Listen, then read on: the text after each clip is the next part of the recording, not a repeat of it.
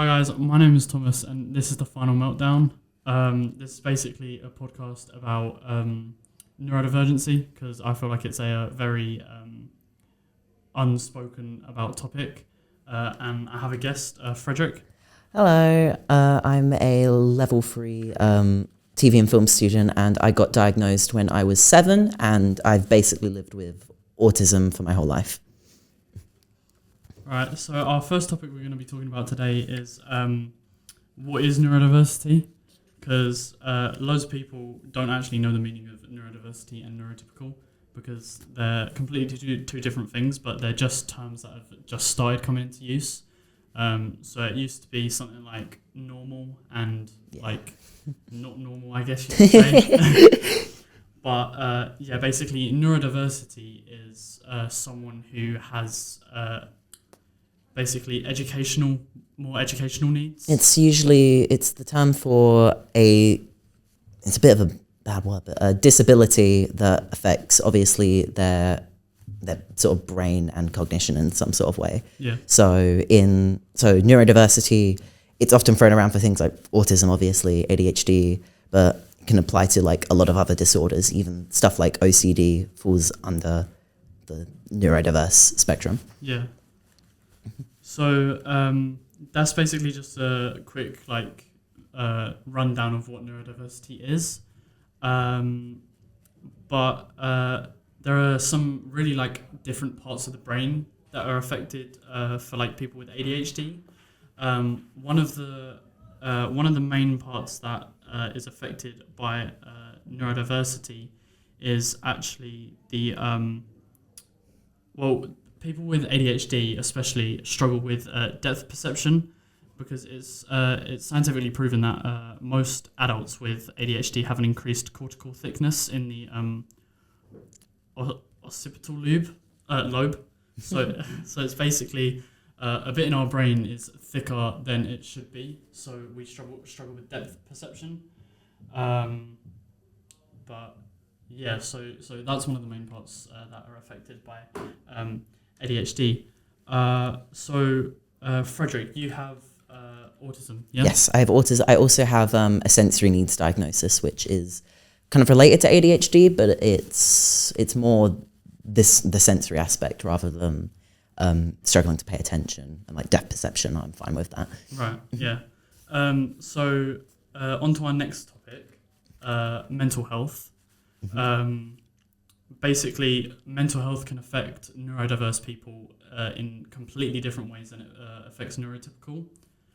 And yeah, I mean, it can be a struggle because loads of people don't actually understand neurodiverse enough to actually understand why we deal with mental health in a different way. So, Frederick, if you're comfortable with sharing any personal experience you have.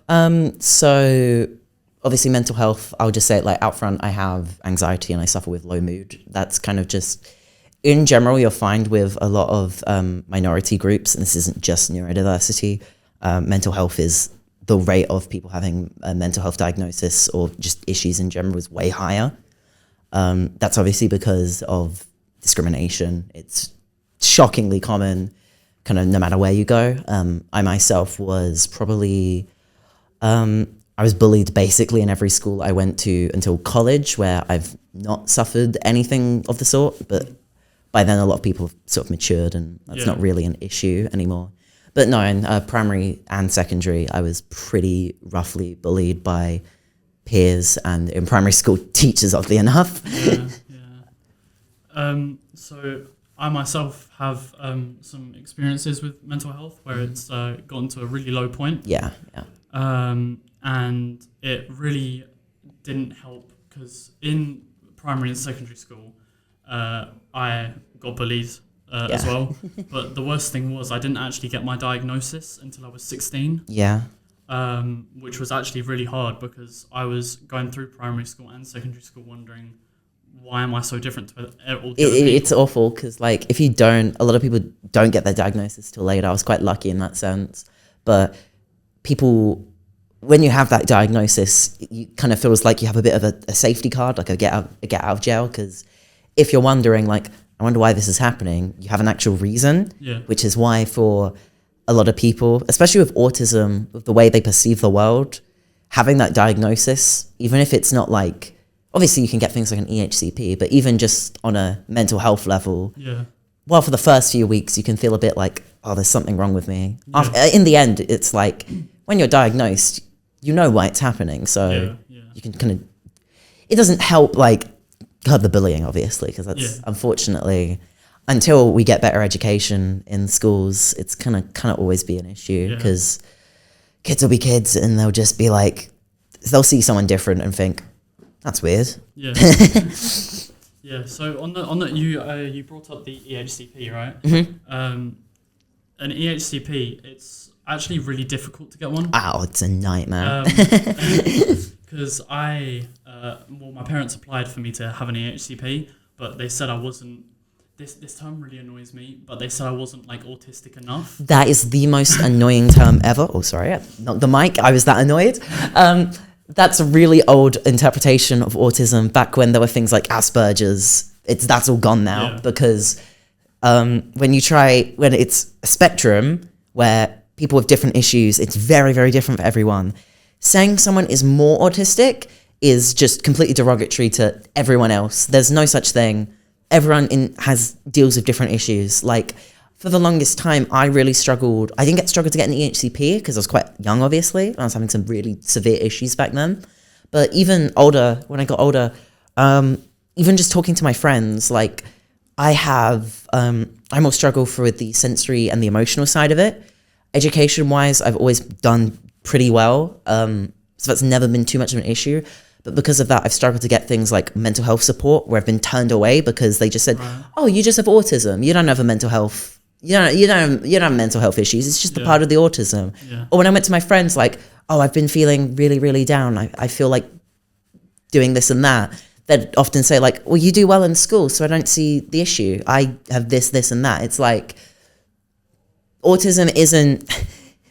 It's annoying because when you get like something medical, you immediately think, oh, there's like a diagnosis. This is what you should do. It's just not like that with autism. It's a blanket term for just a very specific neurodiverse condition, which is really, really hard to understand. And there's some overlap, obviously, but it's not going to be the same. So the only real way for things to get better is for people to listen. And annoyingly, it's really difficult to get people to listen. One, like, people just don't understand it enough, which is really annoying. And when people think of the autism spectrum disorder, they always think that the spectrum is a linear spectrum. It's not a linear spectrum, because it's not like you have low level autism and you have high level autism. It's honestly, the best way I can think of it is like, if you want to use sliders, I always think of it as like, you push one slider up and another goes down with autism, because you'll always find that, and no matter like how on the surface, like, you know, difficult someone might be, how hard they might have it with autism, there's always a part of it that's on the higher end, and that they sometimes even are gifted in. Like, you'll find people who are like non-verbal, and you might think, oh, that's terrible. They must be low functioning. Again, another term I hate. But you actually know them as a person, and like, because of the fact they're neurodiverse, they'll be like incredible at like, I don't know, like something creative, or even something like computers. You'll find is quite a common thing. The best way that I like to describe the spectrum is, it's better to think of it as a pie. Yeah, definitely. And every different slice is a different set of like traits. So yeah, that's how I like to think of it. Yeah, I think that's really good, because you know, you got it's a lot of things. It's like, I don't know why people try to put it so simply when, like, you know, you wouldn't describe a person's like personality with a sliding scale, but autism, which is kind of related to that, is a sliding scale to a lot of people. So another topic that I wanted to kind of like mix into this mental health topic is physical health. Oh yeah. Because physical health can kind of like stem from mental health, because autistic people, they have loads of people. When someone says they're autistic, they have like Stims, yeah. which people can literally say that you're faking Tourette's or something.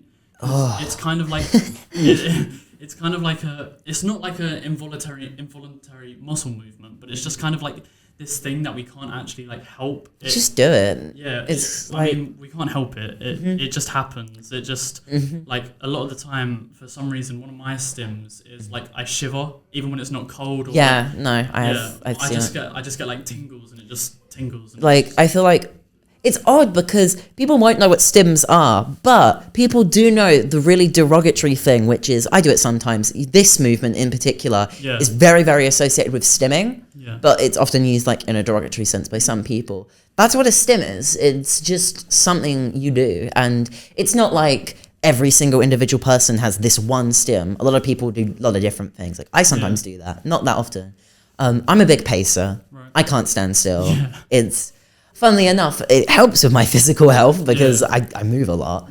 But like, stimming's really, really useful, and it's probably one of the most misunderstood parts, because like a lot of people just see people stimming, and I don't know how to describe it. It's not even like, some people will be obviously mean and be like, haha, that looks weird.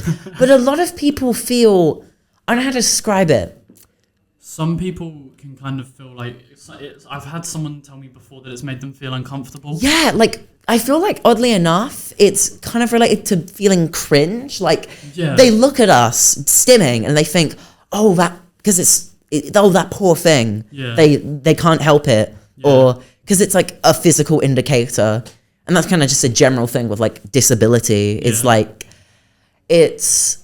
with disability, it's so different because obviously there's still quite a few people that are like, oh, you're disabled, haha, that's funny. But there's also that really annoying group of people who just treat us like babies. They'll see like, you see anyone that shows any physical form of disability, whether it's like just literally physical or even just a small stim, and people will just be like, oh, poor thing. Yeah. And they'll just really baby you it's awful.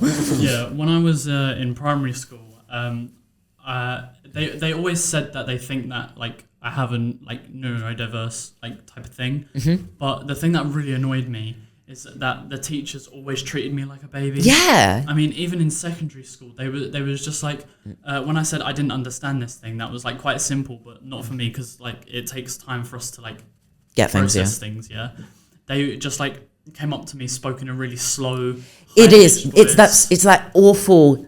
I'll just say it's that awful support teacher tone of like, okay, so let's go step by step through the. I don't know. It's a bit more awful than that, but like, it's a very specific tone that's used specifically with young children. Okay. Yeah. That gets used for people with disability, which is like implying that we're on the same level as young children, which we're not. Yeah.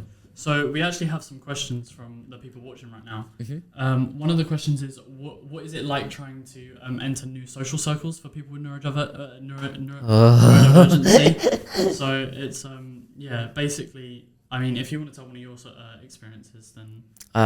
Well, I did when I was younger. I didn't have many friends. Primary school specifically, I had none until like year 2.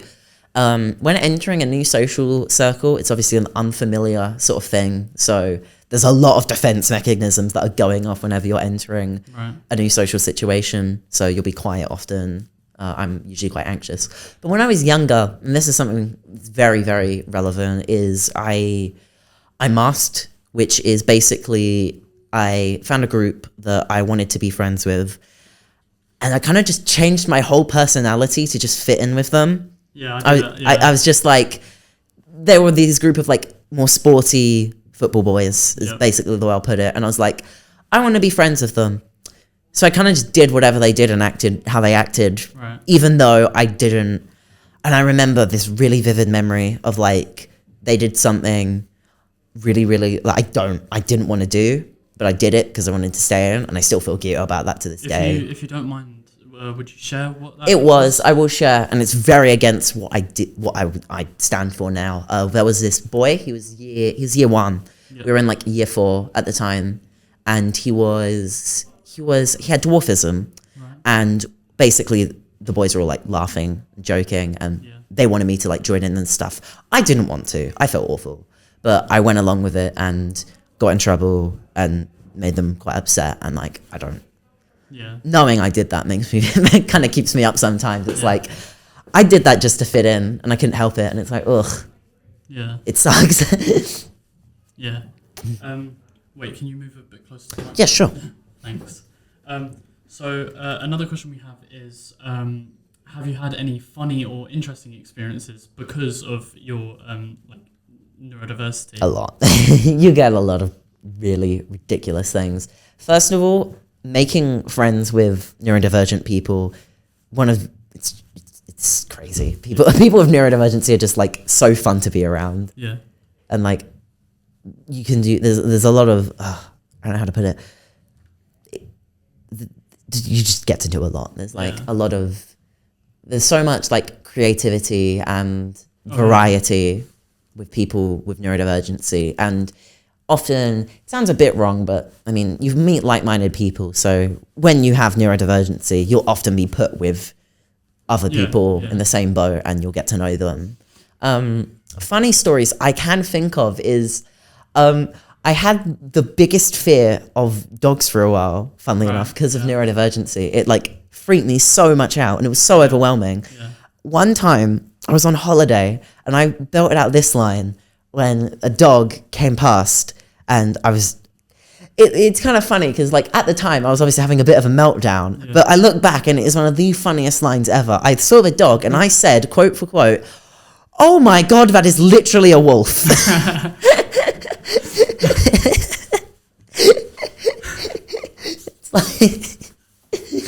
And it's funny because I can laugh at that now, but like at the time that was such a big deal. But you can kind of just look back and be like, yeah.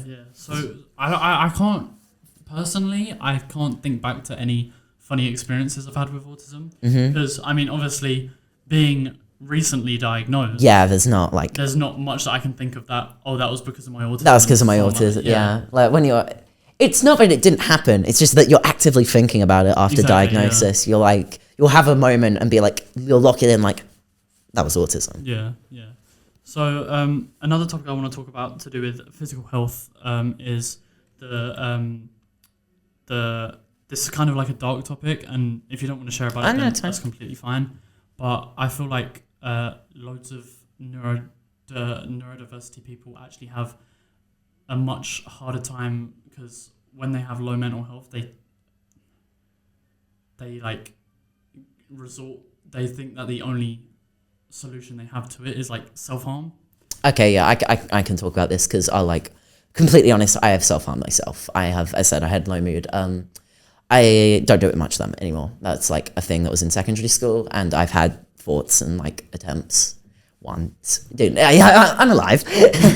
But no, it's rough again. Like just being in a minority group, especially with this, it's like you're just really susceptible to it all, because bullying is the big one. It can make you feel like nothing. And even just like it's so difficult because like with autism and any neurodivergency, it's like having a literal scientific doctoral document saying you are different. You are not like with any other minority group, like you can tell yourself it's not weird. Like there's nothing unnatural about it. Yeah. But with disability and neurodivergency, scientifically, you are literally told that there's something wrong with you. Yeah. And that gets especially for someone like me, if that gets planted in your subconscious at like a really young age, like that does irreversible stuff to your brain. And like, people, when you're at your lowest point, if something happens to you or just in general, and for me it was in secondary school, a group of boys started sexualizing me. Oh, right. I had to deal with a lot of sexual comments and like touching of my body inappropriately by this group of like boys who were very obviously a bunch of straight boys who were making fun of me for, I wasn't even openly out at the time. Right. I didn't even know, but I was perceived as, by a lot of people, as like, just because I was a bit weird, a lot of people perceived me as like gay, Yeah. which I am now, but at the time I didn't know. But it was a perception. So those boys kind of took it and were like, do that. Yeah. And I had basically they made a threat about something I won't talk about, Right. Yeah. but they were going to do something, and I broke. Yeah. Yeah. I've never actually had to experience that. Yeah. I can't imagine what it would be like. It was one of my lower points, and that led to a lot of self-doubt, and especially since it was like coming up to, I was in year 10, so I had exams next year. Yeah. So it was really bad timing, but I managed to pick myself up. I'm still going, and I can't obviously say like I'm perfect. I don't think these things, or I'm never sad anymore, because I'm not. I like as no matter how many things I can do, I still get burnt out crazy fast. Oh yeah. I still deal with really dark thoughts, and no matter how much I surround myself with like people I really care about, it's never gonna go away. Yeah. But it's like I've always thought of it like with autism and just in general, even just because a lot of people are scared to talk about things like this. But my mindset is the more I talk about it, like I don't feel super uncomfortable with it. But if people know, especially with like how depressing my story can be, if people know, then they're not going to do it to other young people. There won't be another me maybe in the future. There won't be another, if I was born in the future, like I wouldn't go through all that. That's my thought, at least. Yeah. So me myself personally, I have had a couple attempts. Yeah. A lot of them were for stupid reasons, but just in our brains, it just sort of goes in a way where it's like this little thing isn't as little as some other people would take it. So for my personal experiences, I think the first time I had a thought like that was in year 6. Yeah. Which was really hard because being at such a young age, I didn't know why I was feeling that way or anything like that. But yeah, I mean, this is kind of a depressing topic. No, it's fine. It's important to talk about. Yeah. Like it's a very taboo topic, which I don't think it should be. Yeah. I don't think that, obviously you should give trigger, like people need to be aware if it's a trigger, but like, I feel like this sort of taboo idea, especially since autism gets diagnosed a lot more in, it's not that it happens more in boys, but it gets diagnosed in a lot more boys because it's perceived as more of a dude thing. But like, especially with men are always told like, do not speak about your feelings, do not be open. It shouldn't be. You should be able to be honest. And even today, just being like, yeah, I self-harmed. Like, I think that's important. People need to know that. So I actually have a fact that around 1% of the UK is autistic. Yeah. But studies have shown that approximately 66% of autistic adults have thought about taking their own life or have actually taken their own life. Yeah. And that's such... That's... it's such a thing that shouldn't be that high in a percentage rate. Considering that it's such a low percentage of people who are actually autistic, and then 66% of that's like over half. Like, it's just so sad that I hate actually it felt that way. because like we pride ourselves now, and like we're so progressive. We've moved on. Like, oh yeah, back before you'd be sent to a mental institute for being autistic or whatever, but we haven't moved. All that's happened really is that the method of getting these neurodivergent people to like feel awful or like be ostracized has just changed to something that's like more underground and harder it's harder to even like see or like make improvements on, because it's such a systemic thing with like, you know. So I want to go on to a topic about misdiagnosis in young children, because in young children there has been many misdiagnoses of autism, and they've said it's actually depression. for some young children. So there was this time where they had autism, but it the doctors and all that said it was depression.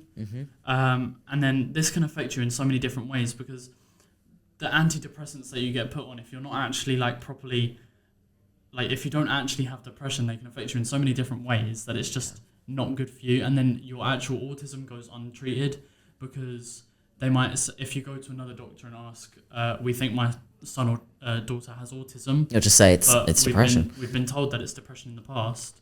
Then they will probably, I'm not going to lie, probably just going to stick with the depression They thing. will. I've kind of sort of related to that. When I was younger, I was I always say I got diagnosed quite early, but my diagnosis battle was ever since I was 4. Oh, really? Genuinely. Yeah. My parents knew super early, which kind of shows how apparent it was.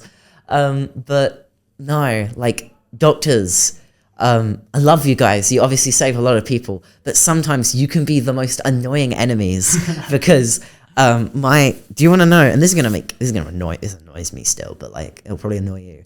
I was not dying. I was turned away from diagnosis despite how many things I showed. And do you want to know the reason they gave to why I was I'm not neurodivergent? Yeah, why? I talk too much. No, they didn't. Did they actually? Yeah. They said I was too talkative, so it wasn't autism. But wait, hold on a sec. So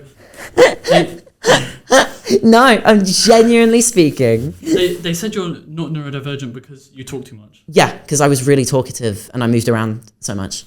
Correct me if I'm wrong, but most people who have autism have another neurodivergency like ADHD. They either have some kind of ADHD or, in my case, it's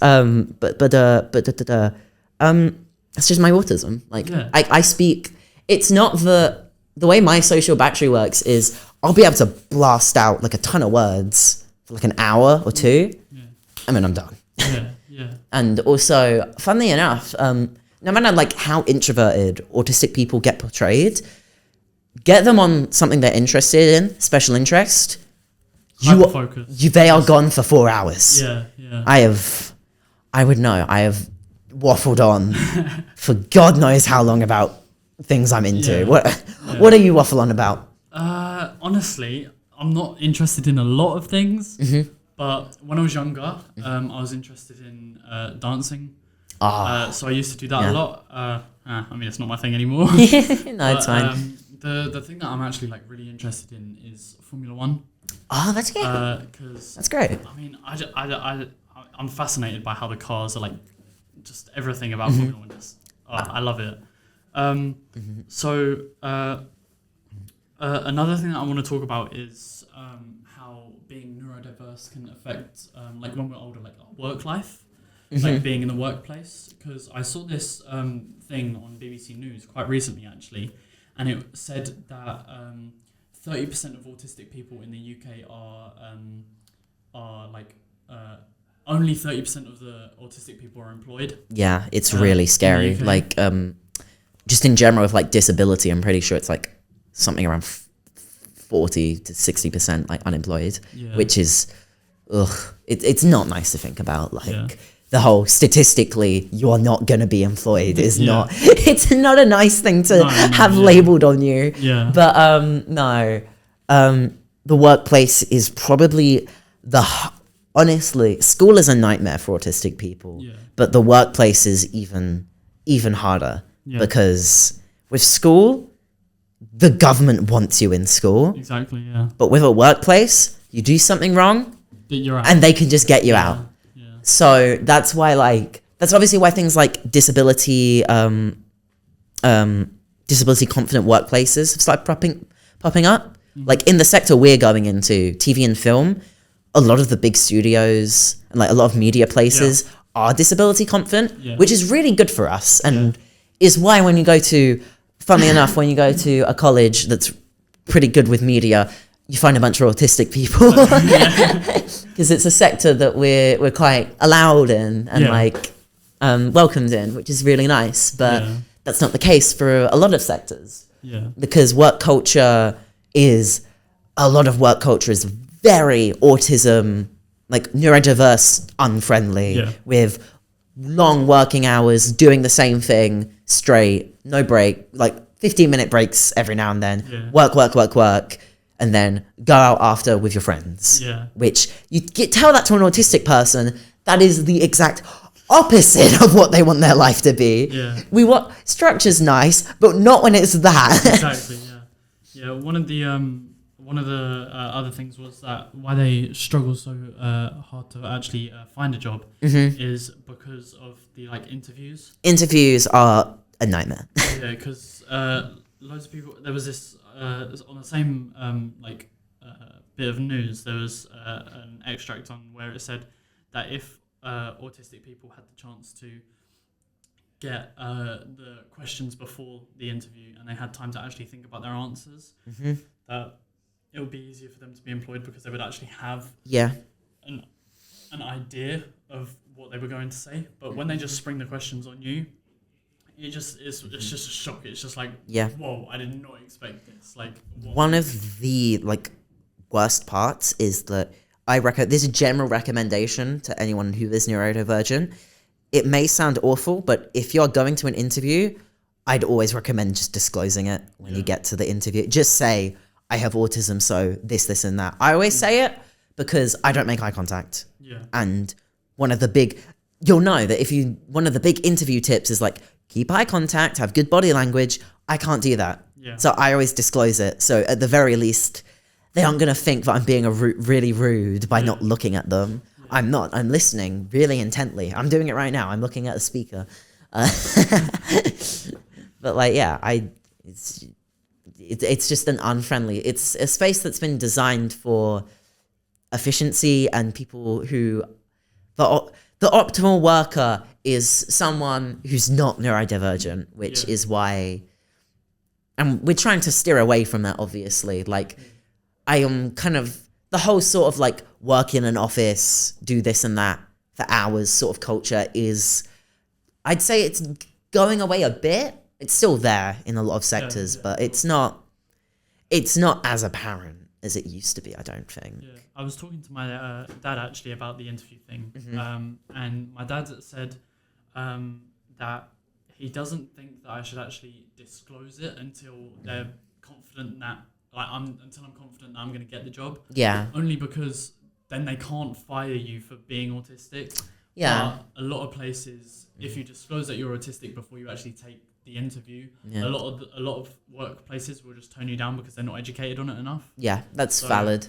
I feel like that's one good thing that you can actually research into. Yeah, you should always look at it. But again, if it's a disability, because I'll just say I'm only applying to places that are disability confident, that have that specific qualification and certificate. So I can obviously quite easily disclose it. Yeah. And even then, epic pro thing is that in a lot of interview places, you actually get bumped through a stage. Right. Just for disability confident, you can just get bumped through. So the stage where they look over your CV and then immediately discard it. You get bumped through that, which is really, really nice. I didn't know that. Yeah, for some disability confident places. Right. It's obviously, when you think about it a bit more, it's kind of awful that we have to look for the specific places that are yo, disabled people, you're allowed here. We can't go anywhere we want. We can only go to the specified disability allowed work, exactly, which is a bit dystopian. Yeah. But at least it exists. It's a start. Yeah. And I'm sure that if we talk about it enough, that maybe one day in the future, every workplace will be disability confident, and that will just be the norm. Yeah. For one of our last topics, actually, I want to go through some ADHD relatable tweets and photos. Yeah, I've seen.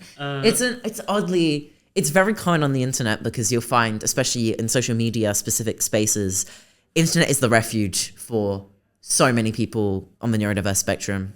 It is for me. So there's a lot of really positive things like hyperfixations are treated as the norm on the internet, which is really nice. Yeah, it's a nice space.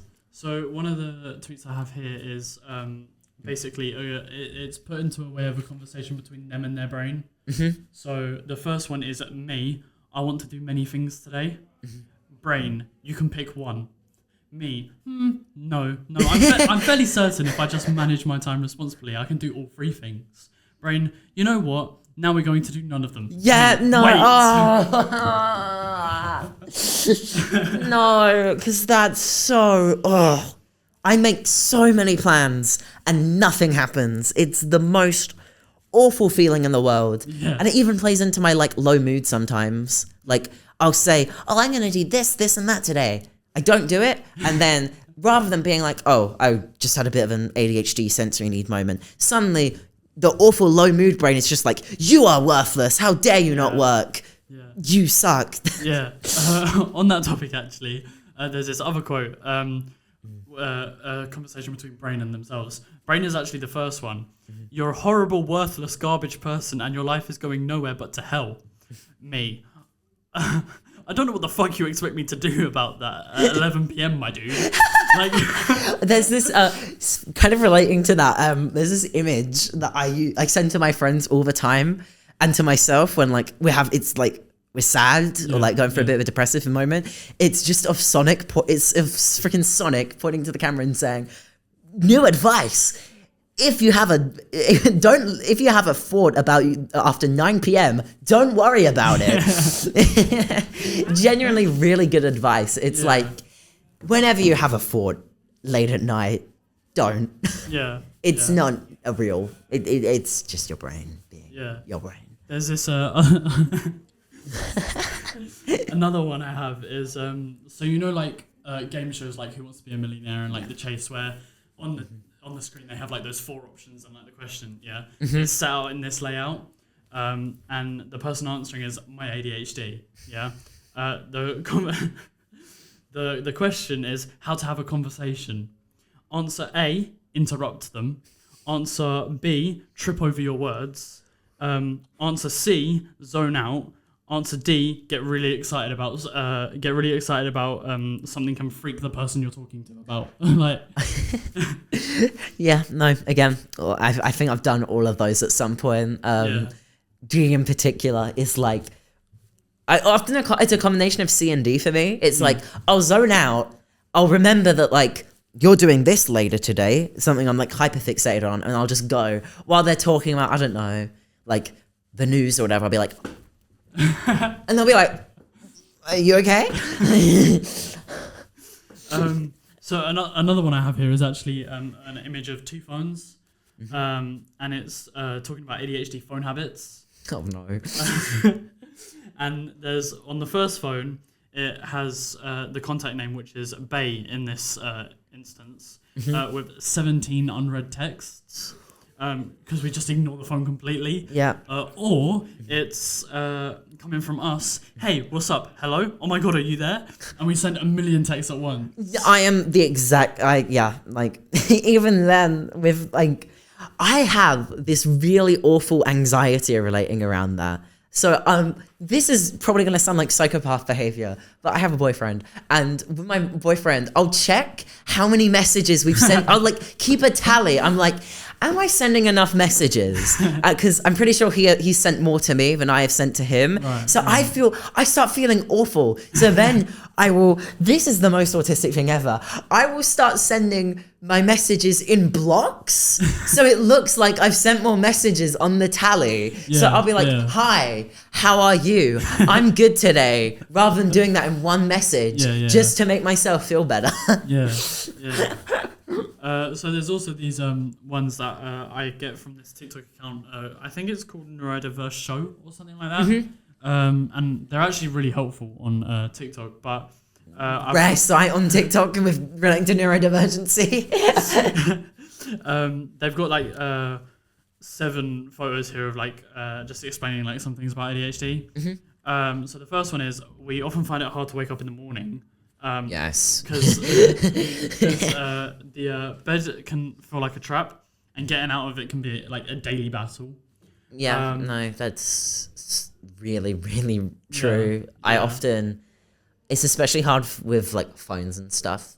As soon as as soon as you bring a single piece of technology into your bed and you're like, oh, I can just sit here rather than going up and like using a computer or going out, you're trapped there for like an additional hour every day. Yeah, and it also goes on. We stay in bed longer than we should, and end up feeling rushed to get things done for the rest of the day. Yeah. And then it's got this little character of like a figure, like a brain, a little like figure, and it goes, "I've got so much to do." And then there's also one where it's a question: why is it so difficult to get out of bed? Procrastination is something. So our tendency to put things off can result in delaying the inevitable task of leaving the comfort of our beds. So we usually say 5 more minutes. It's like a safe space. Yeah. And like 5 more minutes is just a general mentality for anything. So you'll set a time. So I often try to set 7 p.m. as my work time. But whenever I get to 7 p.m., I'll be like, not right now. I'm not in the right mindset is the one I use a lot. Yeah. It's like, and I'll think, maybe 5 more minutes and I'll be in the right mindset. Yeah. And I never am. So unfortunately, we have actually come to the end of this. It's been really fun. Yeah. Guys, don't forget to check out the next episode where we'll be continuing talking about all of this.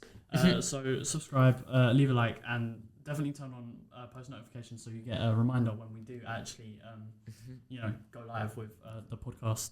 So Frederick, a special thanks to you for being on the show today. No problem. It's been really good. And obviously, if anyone watching has like any questions and stuff, you can like leave it in comments and I'm sure they'll go over it like next time. Yeah. Okay. So thank you for watching. It's been a pleasure, really. It's been great. Yeah, to even get like a chance to speak to you has been incredible. Learning about some of your autistic experiences and just in general how you control it in your day-to-day life. Yeah, no. So yeah, again, thank you for coming on the show. No problem. Yeah, guys, we will see you next time.